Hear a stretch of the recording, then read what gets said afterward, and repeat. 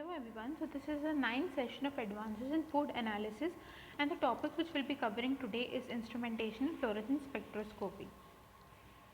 So we'll be seeing about the essential components of the fluorescence spectrometer, that is a light source and an excited monochromator which is connected to a sample, and then the emissions monochromator, and then there's a detector which is connected to a recorder.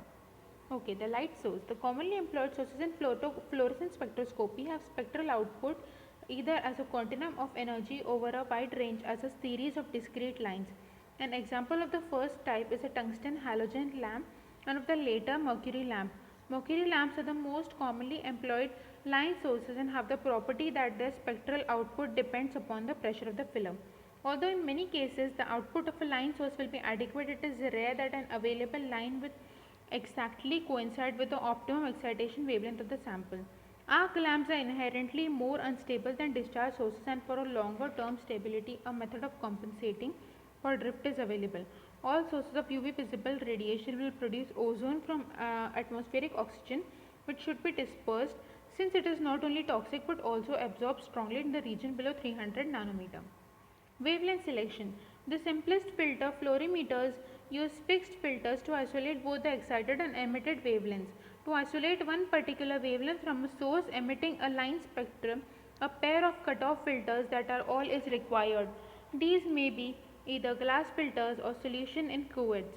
The emission filter must be chosen so that the Rayleigh Tyndall scattered light is obscured and the light emitted by the sample transmitted.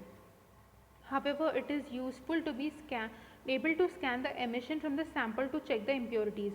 A convenient method is to make a continuous inference filter so that the emission spectrum can be recorded at least over a visible region of the spectrum.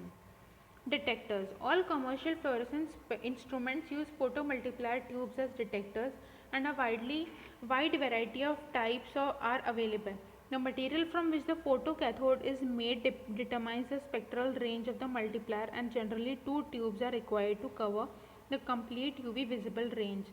The the type that can be used to detect fluorescence out of the 650 nanometer, but if it is necessary to measure emission at longer wavelength, a special red sensitive S20 photomultiplier should be employed. Recorders. The output from the detector is amplified and displayed out on a readout device, which may be a meter or digital display. It should be possible to change the sensitivity of the amplifier in a series of discrete steps so that samples of widely differing concentration can be compared. A continuous sensitivity adjustment is also useful so that the display can be made to read directly in concentration units. Digital displays are most legible and free from misinterpretation. Improvement in precision is obtained by the use of integration techniques where the average value over a period of few seconds is displayed and as an unchanging signal. Microprocessor electronic provides output directly compatible with the printer systems and computers, eliminating any possibility of operator error in transferring data. Sample holder. The majority of fluorescence assays are carried out in solution, the final measurement being made upon the sample containing in a cuvette or in a flow cell. Cuvettes may be circular, square or rectangular material. Square cuvettes or cell will be found in the most precise during the parameters of path length, and a parallelism is easier to maintain during the manufacture. The cuvette is placed normal to the incident beam. The resulting fluorescence is given off equally in all directions and may be collected from either the front surface of the cell at right angles to the incident beam or in line with the incident beam. Some instruments will provide the option of choosing which collecting method should be employed, a choice based upon the characteristics of the sample. A very dilute solution will produce fluorescence equally from any point along the path taken by the incident beams of the sample. That's all for this session. Thank you.